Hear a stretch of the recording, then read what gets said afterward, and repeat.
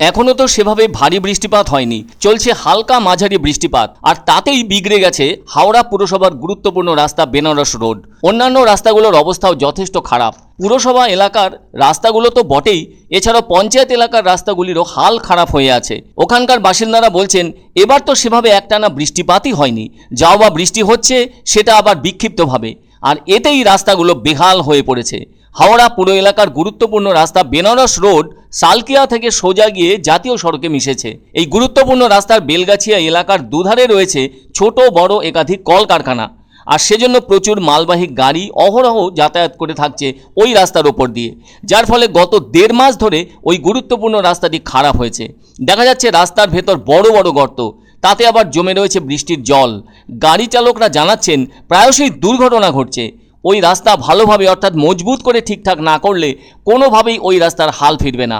অন্যদিকে ওই রাস্তা ছাড়াও অন্য সব রাস্তায়ও জল জমার সমস্যা রয়েছে, এমনকি কদমতলা দুর্গাদাস লেন সহ কিছু ছোট রাস্তায় নিকাশি সমস্যা রয়েছে, এমনকি ড্রেনের জল উপচে আসছে রাস্তায়।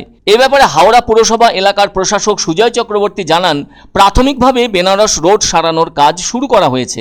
খুব দ্রুত কংক্রিটের রাস্তা করা হবে, আর যে সমস্ত জায়গায় জল জমেছে তার জন্য পরিকল্পনা নেওয়া হয়েছে। অন্যদিকে আরও একটি ব্যস্ততম রাস্তা হলো হাওড়া আমতা রোড। এই রাস্তার বেহাল দশা চোখে পড়বে বাঁকড়া 1 নম্বর পঞ্চায়েত এলাকায়। বড় বড় গর্তে জমেছে জল। ওই অঞ্চলের বাসিন্দারা জানান রাস্তায় যানজট হচ্ছে, সেজন্য দুর্ঘটনাও বাড়ছে। রাস্তা সারাইয়ের ব্যাপারে কোনো হেলদোল নেই প্রশাসনের। পঞ্চায়েতের পক্ষ থেকে জানানো হয়েছে রাস্তা সারানোর দায়িত্ব রয়েছে জাতীয় সড়ক কর্তৃপক্ষের ওপর, ফলে তাদেরকে জানানো হয়েছে। সব মিলিয়ে এখন দেখার ওই সব গুরুত্বপূর্ণ রাস্তা ঠিক হয় কবে। এ ব্যাপারে একটা বিষয় খুবই উল্লেখযোগ্য বলে মনে করছেন ওই সব এলাকার বাসিন্দারা, সেটা হলো লোকসভা ভোটের কারণে সে সময়ে যে সমস্ত আচরণবিধি লাগু করা হয়েছিল সেজন্য কোনোভাবে নর্দমা পরিষ্কার থেকে রাস্তাঘাট সারাই কোনোটাই হয়নি। কোথাও কোনোভাবে কাজের ব্যাপারে টেন্ডারও দেওয়া হয়নি। সেই কবে রেমাল ঘূর্ণিঝড়ের দাপটে ভারী বৃষ্টি হয়েছিল হাওড়াতেও, আর ওই সময়ে তাতে জল রাস্তায় রাস্তায় ঢেউ খেলছিল। পরে অবশ্য সেই সব জমা জল নেমেও গেছে।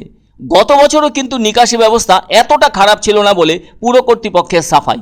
অথচ এবছর বর্ষা সেভাবে জাঁকিয়ে না বসলেও রাস্তাগুলোর অবস্থা দারুণভাবে বেহাল হয়ে গিয়েছে।